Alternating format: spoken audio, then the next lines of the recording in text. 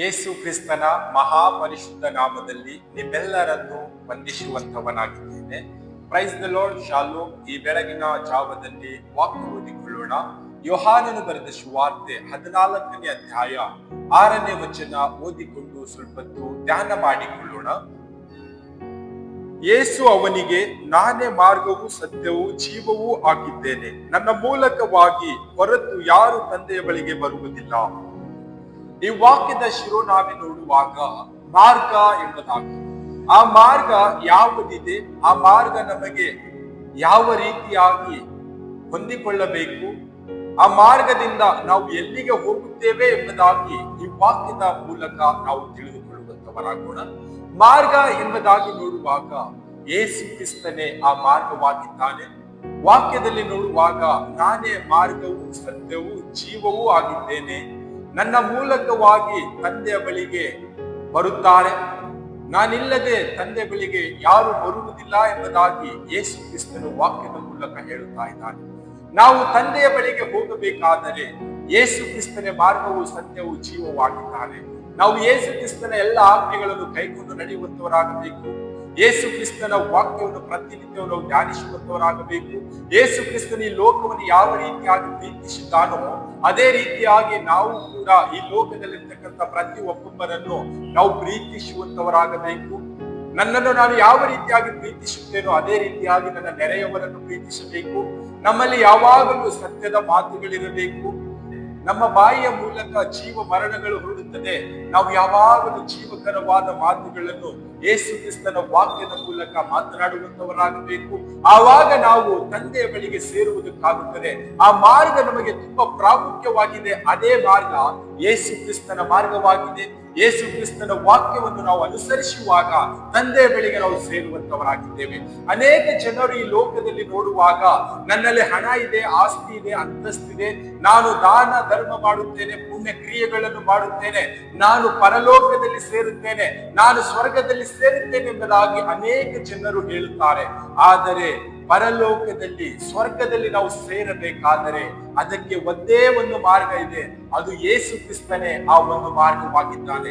ಯೇಸು ಕ್ರಿಸ್ತನನ್ನು ನಂಬುವಾಗ, ಯೇಸು ಕ್ರಿಸ್ತನ ಎಲ್ಲ ವಾಕ್ಯಗಳನ್ನು ನಾವು ಕೈಕೊಂಡು ನಡೆಯುವಾಗ ತಂದೆಯ ಬಳಿಗೆ ನಾವು ಸೇರುವುದಕ್ಕಾಗುತ್ತದೆ ಎಂಬುದಾಗಿ ವಾಕ್ಯದ ಮೂಲಕ ಸ್ಪಷ್ಟವಾಗಿ ಯೇಸು ಕ್ರಿಸ್ತನ ಪ್ರಕಟಪಡಿಸುತ್ತಾ ಇದ್ದಾನೆ. ನಾವು ಈ ಒಂದು ದಿನದಲ್ಲಿ ಲೋಕದಲ್ಲಿ ಯಾವ ರೀತಿಯಾಗಿ ಜೀವಿಸ್ತಾ ಇದ್ದೇವೆ? ನಾವು ಯೇಸು ಕ್ರಿಸ್ತನನ್ನು ನಂಬಿದ್ದೇವೆ. ನಂಬಿದಾಕ್ಷಣ ನಾನು ಪರಲೋಕದಲ್ಲಿ ತಂದೆ ಒಟ್ಟಿಗೆ ನಾನು ಸಂತೋಷಿಸುತ್ತೇನೆ, ತಂದೆಯನ್ನು ಆರಾಧಿಸುತ್ತೇನೆ, ನಾನು ತಂದೆಯನ್ನು ಸಮ್ಮುಖವನ್ನು ಅನುಭವಿಸುತ್ತೇನೆ ಎಂಬುದಾಗಿ ಅನೇಕ ಜನರ ಆಲೋಚನೆಯಾಗಿದೆ. ಕರ್ತನಲ್ಲಿ ಪ್ರೀತಿ ಉಳ್ಳ ದೇವ ಜನರೇ, ಯೇಸು ಕ್ರಿಸ್ತನನ್ನು ನಂಬಿದಾಕ್ಷಣ ಪರಲೋಕದಲ್ಲಿ ನಮಗೆ ಸ್ಥಳ ಅದು ಕನ್ಫರ್ಮ್ ಸೀಟ್ ಆಗಿದೆ. ಆದರೆ ನಾವು ಈ ಲೋಕದಲ್ಲಿ ಜೀವಿಸುವಾಗ ಸತ್ಯದಲ್ಲಿಯೂ ನ್ಯಾಯದಲ್ಲಿಯೂ ಪ್ರತಿನಿತ್ಯ ವಾಕ್ಯಗಳನ್ನು ಕೈಕೊಂಡು ನಾವು ನಡೆಯುವುದರಲ್ಲಿ ಜೀವಿಸುವಾಗ ಯೇಸು ಕ್ರಿಸ್ತನೇ ಆ ಮಾರ್ಗವಾಗಿದ್ದಾನೆ. ಯೇಸು ಕ್ರಿಸ್ತನೇ ಸತ್ಯವಾಗಿದ್ದಾನೆ. ಯೇಸು ಕ್ರಿಸ್ತನೇ ಜೀವವಾಗಿದ್ದಾನೆ. ಯೇಸು ಕ್ರಿಸ್ತನು ನಮ್ಮನ್ನು ತಂದೆಯ ಬಳಿಗೆ ಸೇರಿಸುವಂತವನಾಗಿದ್ದಾನೆ. ಈ ಒಂದು ದಿನದಲ್ಲಿ ಸ್ಪಷ್ಟವಾಗಿ ನಾವು ವಾಕ್ಯದ ಮೂಲಕ ತಿಳಿದುಕೊಂಡಿದ್ದೇವೆ.